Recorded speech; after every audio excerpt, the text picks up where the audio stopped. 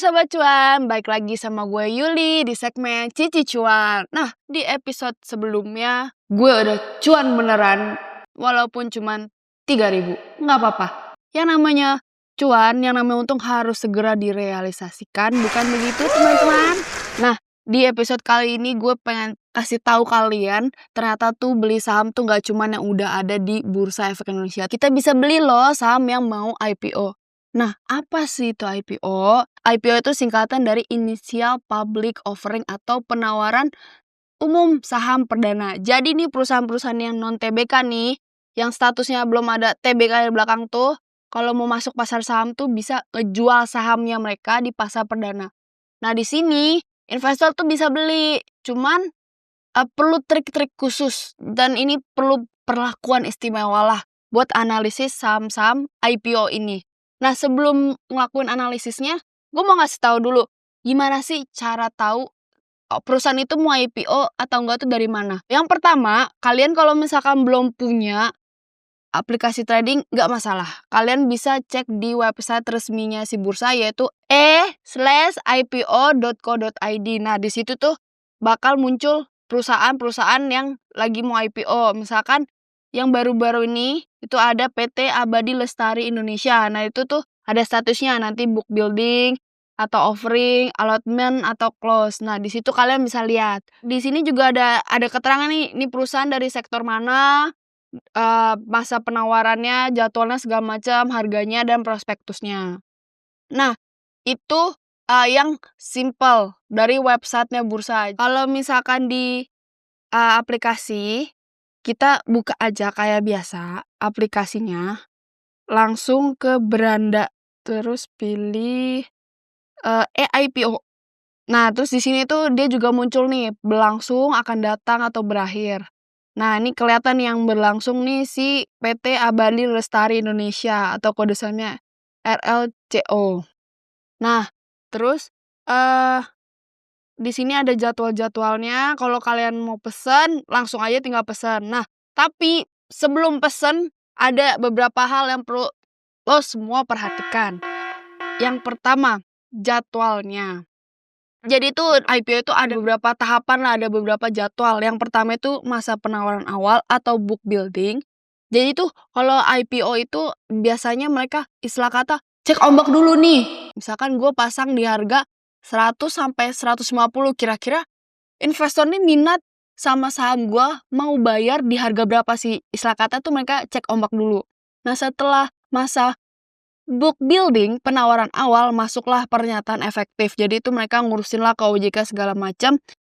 Oke, udah dapat izinnya dari OJK buat masa penawaran umumnya. Barulah ketika izinnya keluar, mereka baru bisa offeringnya beneran nih. Ketika udah cek ombak, kira-kira laku yang mana dengan pertimbangannya si manajemen berserta sekuritas yang ngebantuin, muncullah harga misalkan dari 100 sampai 150, ternyata dealnya di 150. Ya udah di masa penawaran umum itu atau masa offering ditawarkanlah harga 150 itu ke pemegang saham.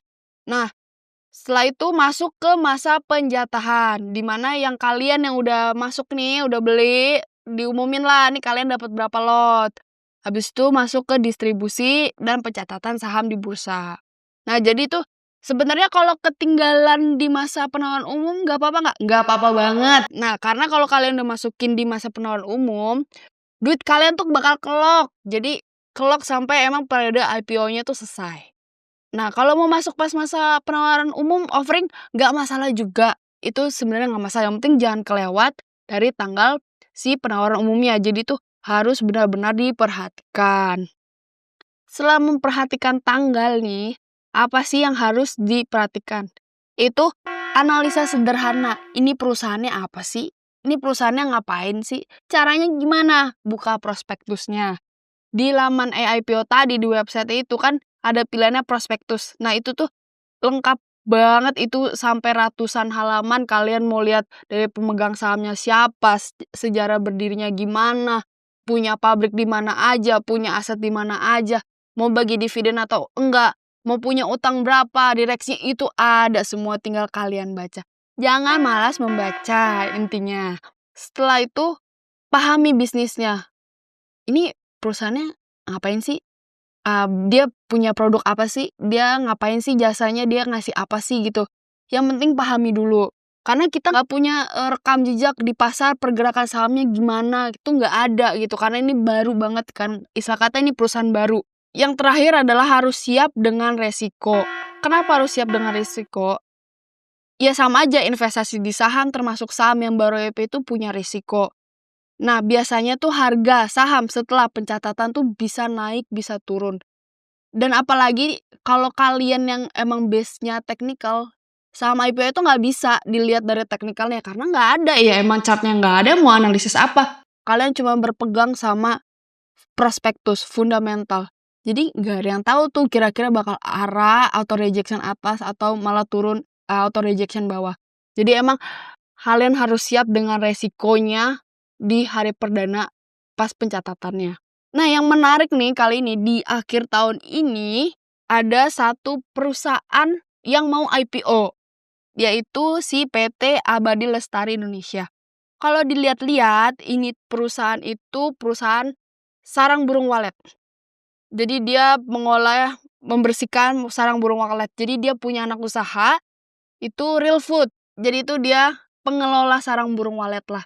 Dia itu kalau dilihat dari struktur IPO-nya itu, dia menawarkan sekitar maksimal 625 juta saham. Ini setara 20% kalau misalkan dia udah listing di bursa. Nah, harga penawaran saham awalnya atau book building-nya tuh di kisaran 150 sampai 168. Jadi kalau dihitung-hitung dengan harga rentang paling atas di 168, si Abadi Lestari Indonesia berpotensi dapat sekitar 105 miliar. Nah, kalau kita bedah sedikit kinerja keuangannya, dia tuh sebenarnya udah profit sih dari 2022, 2023, 2024 sampai Mei 2025 kemarin sih masih profit. Di Mei 2025 aja dia profitnya itu 12,38 miliar. Nah, dana tadi sekitar 105 miliar tuh mau dipakai apa sih? Nah, ini juga penting banget buat kalian semua cermati. Kalau udah dapet duit abis IPO, duitnya mau diapain? Nah, itu juga yang harus kalian perhatikan. Biasanya perusahaan-perusahaan yang emang uangnya buat ekspansi itu bakal diminati oleh investor. Kalau perusahaannya cuma bayar utang, itu kayak kurang diminati investor. Karena buat apa lo nyari duit tapi cuma bayar utang doang tuh kayak sayang. Sedangkan kalau uangnya buat ekspansi, investornya punya harapan kayak, wih mau bangun gedung baru nih, mau pabrik baru, berarti produksinya bakal meningkat nih, bakal ada revenue tambahan. Nah, itu biasanya sedikit banyak mempengaruhi. Nah, kalau yang di Abadi Lestari Indonesia ini kalau kita lihat alokasi dananya tuh 56% itu untuk modal kerja buat beli bahan baku sarang burung walet. Nah, terus sisanya sekitar 43% itu mau dikasih ke anak usahanya yang ngelola Real Food itu. Sama nantinya bakal dipakai buat sarang burung walet. Kalau dari sisi aset dan ekuitasnya juga tumbuh tinggi. Cuman kalau yang perlu diperhatikan nih dari sisi utangnya masih cukup tinggi nih. Debt to equity ratio-nya per Mei ini mencapai 288%. Itu bisa kalian pertimbangkan lah. Gue nggak bisa kasih rekomendasi, disclaimer ya, gue nggak ada ajakan untuk membeli untuk saham IPO ini, nggak ada endorsement sama sekali. Cuman ini salah satu opsi yang bisa kalian cermati. Nah, kalau gue pribadi sih kayaknya masih pikir-pikir dulu. Kalau misal kalian mau coba, boleh silakan. Step-stepnya juga udah gue kasih. Tapi gue cuma ingetin kalau kalian masuk dari harga dari masa penawaran awal, ya kalian akan kelop. Jadi gue sih sayang-sayang dulu lah kalau mau misalkan masuk, nanti aja pas offering. Tapi ada potensi ya jatah kalian sedikit. Siapa tahu tahun depan bakal ada IPO yang lebih menarik atau ada saham-saham yang di bawah 100 rupiah yang bisa kita cermati. Nah, itu sedikit tips and trick dari gue buat milih saham IPO dan sedikit mengulas tentang si PT Abadi Lestari Indonesia. Nah, sampai jumpa di episode berikutnya. Jangan lupa like, comment, subscribe, dan share. Dadah! Keputusan bisnis terbaik datang dari data, bukan tebakan. Mudah berlangganan Business Insight dengan subscribe with Google.